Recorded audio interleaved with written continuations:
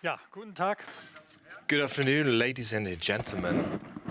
Today I'm going to show you and tell you something about simulation. Simulation of machines and how CODESYS controls can be integrated in such machine simulations through an interface.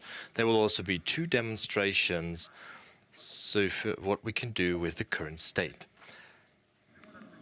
Simulation, you may have heard it. So in automation, related terms are digital twins. This is something what you can hear sometimes as well, or virtual commissioning. So simulation is a broad field that can mean a lot. A lot can be done with it, but first of all, it's about the unit that is simulated. So the digital twin of what? So you can simulate buildings. Automated buildings are the point of interest for us. You can simulate facilities, you can simulate machines, components, automation components, for example. You can also simulate them with regards to specific aspects, for example, thermal processes, in particular in buildings, chemical buildings, and processes, flow of material in a processing machine or system, processing of workpieces, mostly machines, geometry and trajectories in a machine, for example, in components, then forces and energies. Well, the energy consumption, CO2 emission, totally different aspects can be monitored in the simulation. And the question is, when do we use simulations?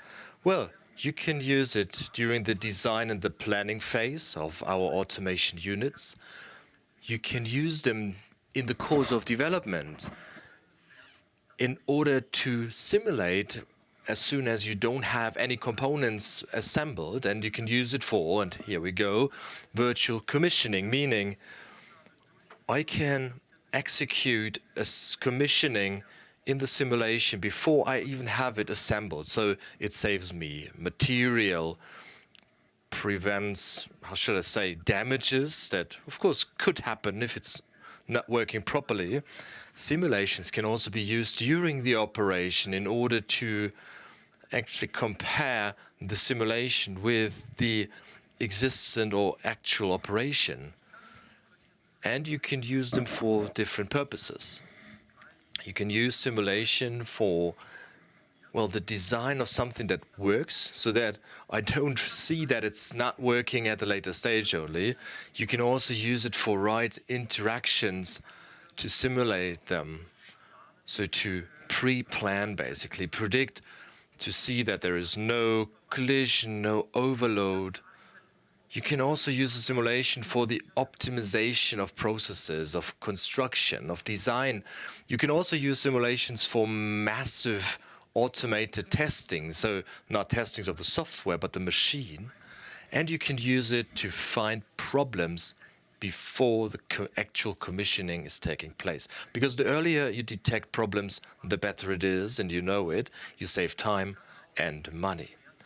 And you can also detect problems during operation. So it's a vast field that covers quite a lot. So you know that simulation is not an easy thing, right? Because it requires a broad knowledge of domains, of course, depending on what I want to simulate, and also knowledge of components, which are in the plant, machine, whatsoever. You need to know them. And sometimes there is a lack of knowledge because I was not the person that designed it. And of course, simulation involves complex calculations. Depending on what simulation needs to be taken place, there's complex mathematics behind. So that means basically I want to have simulation tools that take away a lot of work from me and help me doing it. And of course, the best thing would be if I have a system and I assemble it, or a plant of machines that I bought, that for those bought components, I also get simulations from the supplier so that I can simulate my overall machine and that I don't have to make or create a simulation myself for something that I did not build myself. The problem, though, is there is not the one tool that covers everything. There are various tools ranging from, or that are manufactured from specialized companies that cover different use cases, of course. And other use cases cannot be covered that well under those the simulations. And at the moment, or what is currently the problem, is that there is a missing support of suppliers to deliver simulations coming together with the delivery of the machine. So this is not so widespread at the moment. So we at CODESYS, as software company, we can not do a lot about it, but there is one specific thing that is important for simulations and automation, is that there are complex components that have complex behavior. Why do they have it? Because it is controlled by software that is in a PLC or in a control unit. And now we at CODESYS come into place. Well, this software can, of course, cover different aspects. So it's either the control program per se, the firmware on the controller, drivers, parameters, recipes, configurations, all that can impact the behavior. And all that should be in the simulation, because only then you can basically have a proper simulation. And a PLC is basically something else than the other components that I have in the simulation, because it's not about the physical characteristics, temperature development probably, but it is more about the signals. So which signals are processed, which data are processed. This is the important facts I want to have and I need in a simulation. And the standard that exists to integrate does not work for PLCs, basically. So you have to have a different approach here. There are 3 approaches or way of integrating control in a simulation. So first of all, it's the so-called model-in-the-loop approach. There, in the integration tool, in the simulation, different control algorithms, the states and processes of the machines are defined that are run in the simulation. This is not the final control program, right? But which will control the machine. When we talk about software in the loop, a second approach is I have the simulation of the machine in the simulation tool, but the software is the finalized control program. And the behavior of such is used to control the simulated machine. When we talk about hardware in the loop, the third approach, we have the original PLC that controls the simulated machine.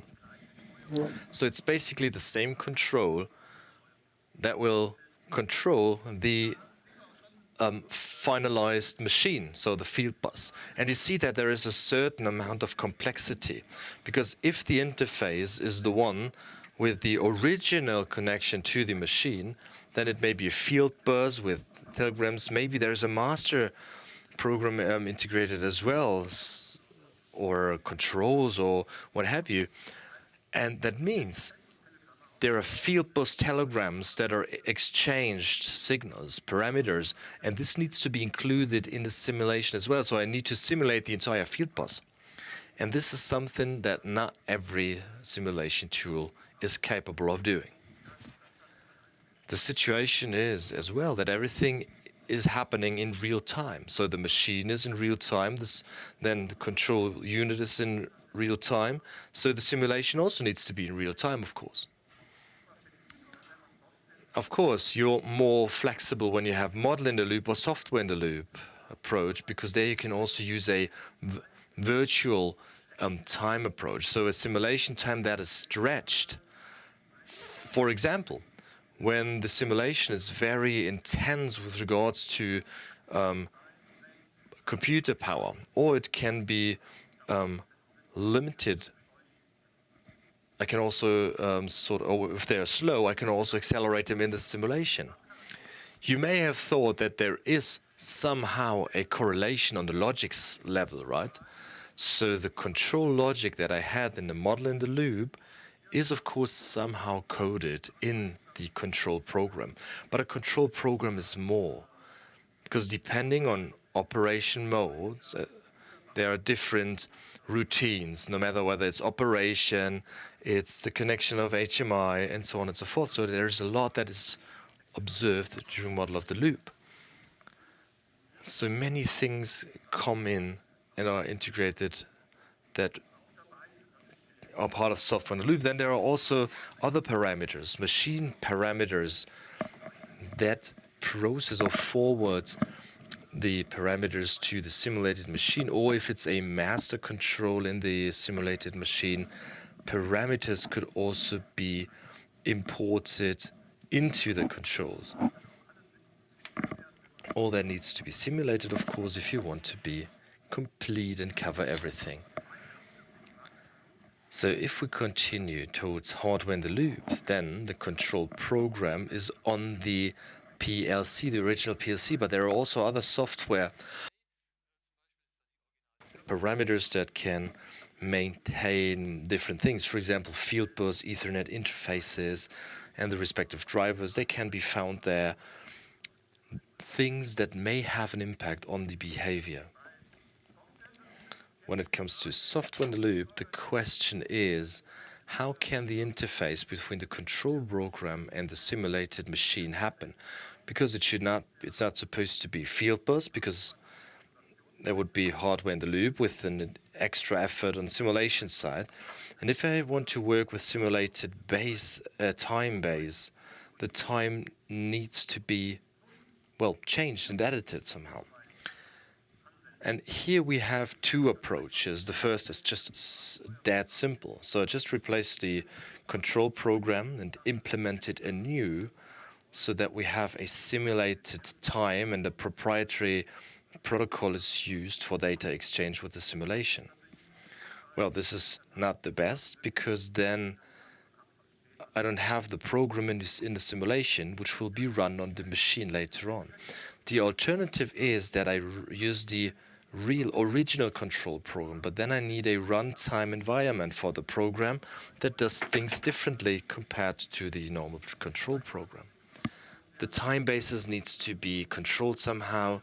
Communication with the simulation needs to be ensured as well. And that is the current research that we've been working on, and where we also have some results as well. It's a subsidized, or part of a bigger subsidized program. You may have seen the sign in other presentations as well. It's just a huge project, that covers different aspects. Now I would like to hand over to the colleagues from the University of Kempten that evaluated our current state. So Mr. Keller and Mr. Knüpper, welcome to the stage.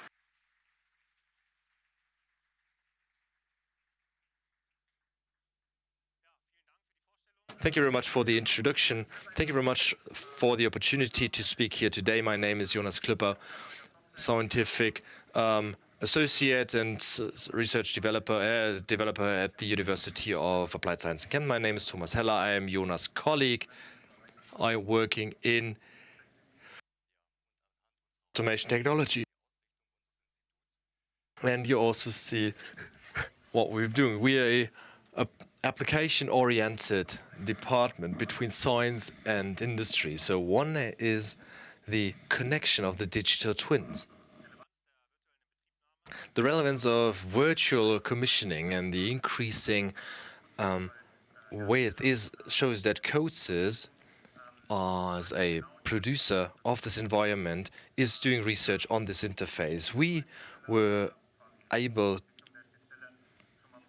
to test the development of this interface. We were able to to work on it with a digital twin in the virtual commissioning, and we were able to do it, to work on that, to test it. Well, the question arises, why virtual commissioning? Well, basically you can say that a reduction of costs and an increase of quality can be reached. And on machine level, you can say that the machine design can be validated at an early stage. So that means the programming and the respective tests can be done in advance, and you can have early detection of errors, no matter whether it's collision, missing sensors or actors. And also operating states can be tested, so auto-stop behavior or startup after an emergency stop. And for the software developers, virtual commissioning basically provides very good points. So the code can be written independent from place and time and location, and this also has benefits for the commissioning. So there's an increase of efficiency because of this pre-testing, and also the employees, they are basically released a bit, so you can support them remotely, and also the working hours can be adhered to. And for that reason, we have a real machine at the university for demonstration purposes, etc. So you can see that we have a testing machine with different actors, sensors. We have axles, regulators, pneumatics, etc. And we use a canvas as well. So when we talk about 250 EAs that are exchanged, so we try to realize different points.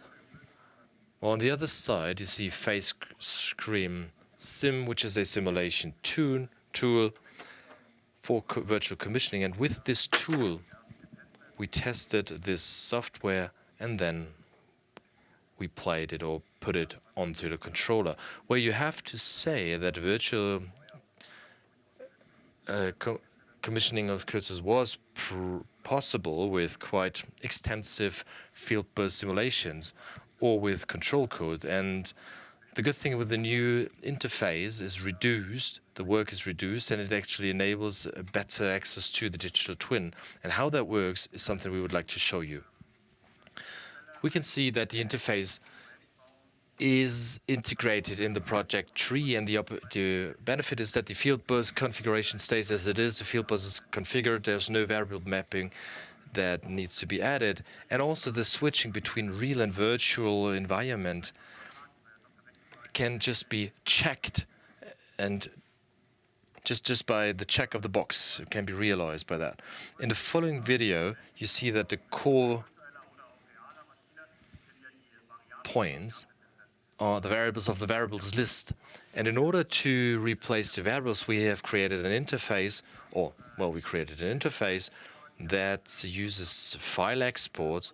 And with that, you can get the variables from the CODESYS project and put them onto the virtual commissioning tool so that we can process it there. And now we are able to connect the AIs with the behavior model, and we can also pre-test what you can see in the video here. So here we test the process, and we have the crash, because in that case the door is having a collision. So the worst case is that we have a crash, which may delay the commissioning and may cause higher prices and costs. And through this interface, we can actually just hack in and log out of the simulation, just import it again, and we can correct the process and the procedure. So here you can see what it is done.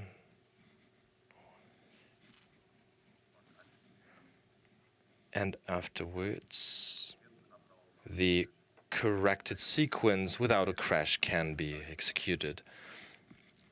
And this increases the quality, of course.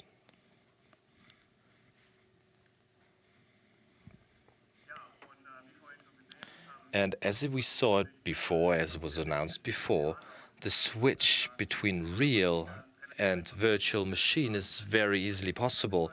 So you could see the check in the box. And in this case, we just used the project that is fault-free, and we applied it to the real machine in order to test the simulation with the real hardware.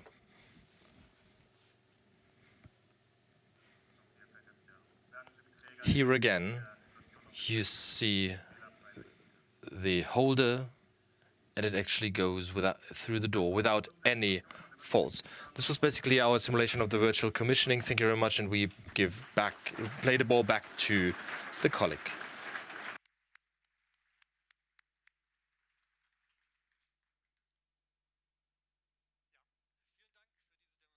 Thank you for the very impressive demonstration. Okay, now, what's the idea behind? How is it supposed to work? So if you compare it to a normal CODESYS control, whether it's hardware in the loop or the real machine, we have a control. You have a field bus or an interface. You have a short application there. We have a short runtime. And then there is an I/O layer where the I/O data are distributed. Then we have a field bus driver, and we also have somehow an access to a time base for all the time-based functions in the IEC application. And the good thing is, the application and the drivers are downloaded from the CODESYS programming system into the control unit, and this allows us to change parameters there.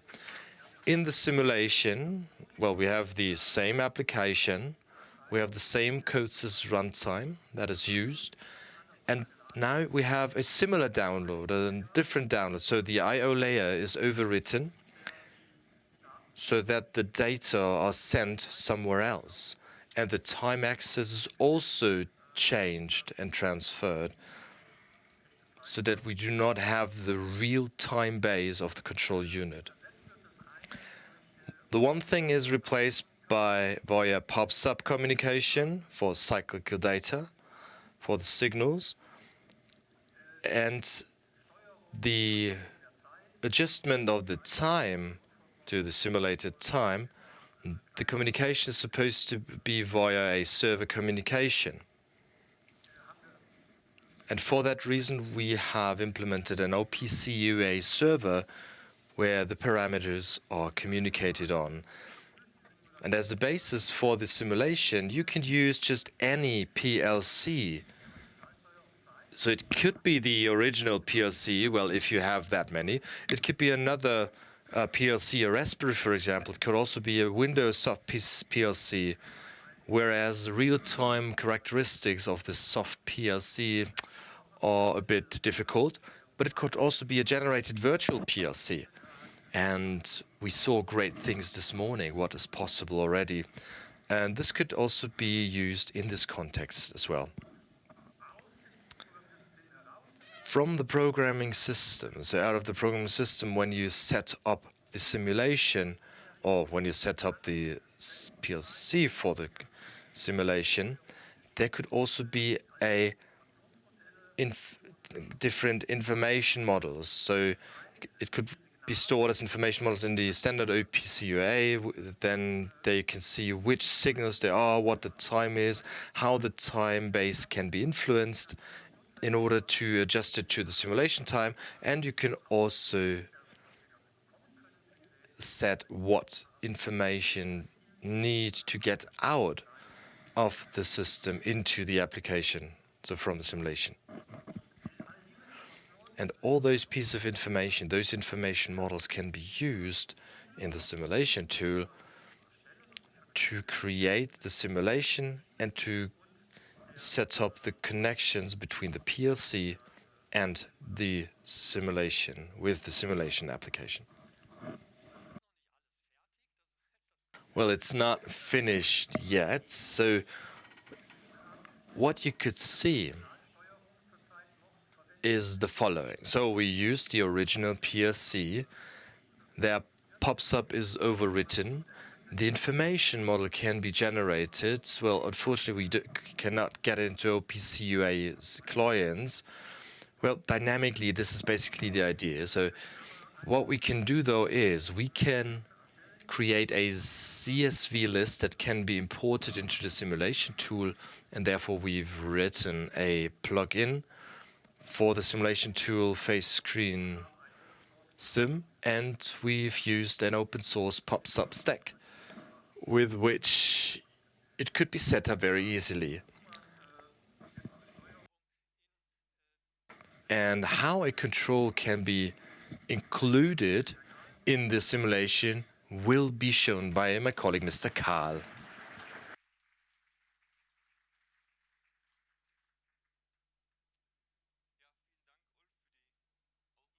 Thank you very much, Ulf, for the extensive explanation. I would like to give you more details using a live demo.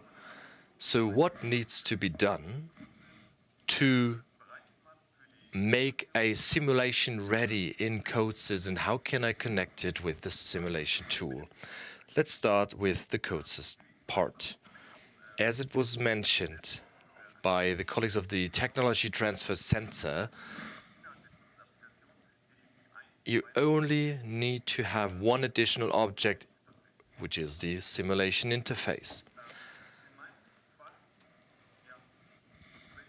In my case, I use another field bus, a Profinet. And except for that, it's just the same sequence and process, just as we saw it with ISAC. So we have to make some adjustments in order to ensure the communication later on. So you switch on simulation and then load the control unit.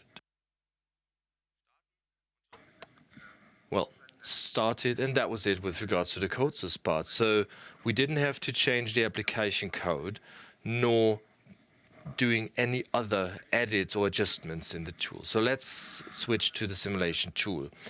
We decided to have the simulation tool in FS Screen Sim because they are part of the research project and because it's written in .NET, and this is basically our home environment. And as Ulf mentioned, we were able to use an OPC UA stack, which was open source, in order to realize the communication. So when we create an instance here and adjust the parameters, communication parameters accordingly, the variables can be imported, just as it was shown before. And then we can map them on the variables existing in the simulation.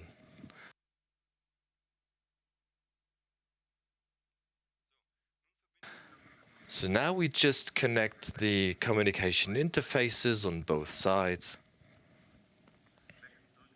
switch back to the simulation, and now we can see that the object is moving. Communication takes place via OPC UA pub/sub through the open source.NET stack on the CODESYS side, using the existing OPC UA pub/sub library, so that we can use an open industry standard from configuration via communication. Yeah, basically every time, right? And now back to you, Ulf.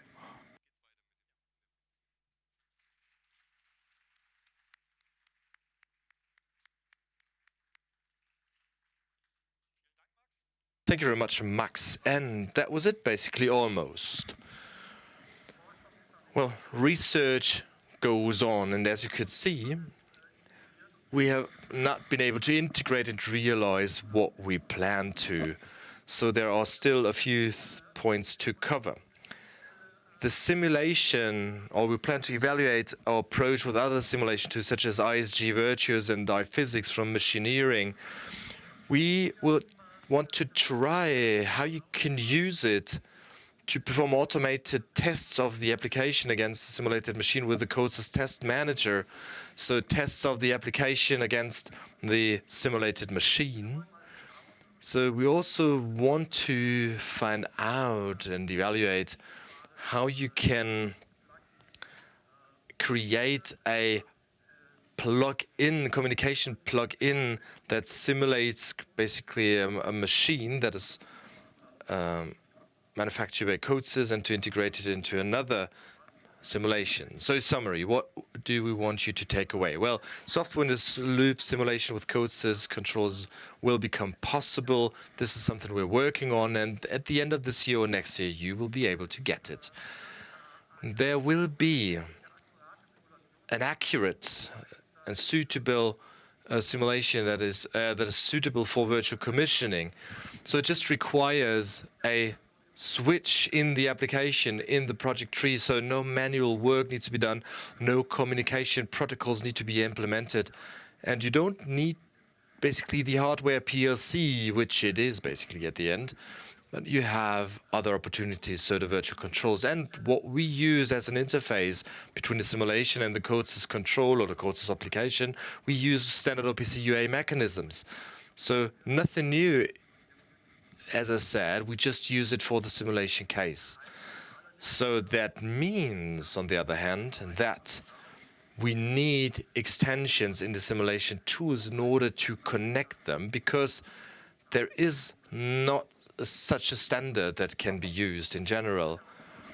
This should not be that difficult, because there are open source stacks for the standard mechanisms for the open source OPC UA, and for the FS screen sims, it was very easy to do. We are in contact with different simulation tool manufacturers because we want to clarify that, and we want to make sure that they support it as well, and that it is a connection that is maintained by them. That brings me to the end of my presentation. I would like to thank you very much for your attention.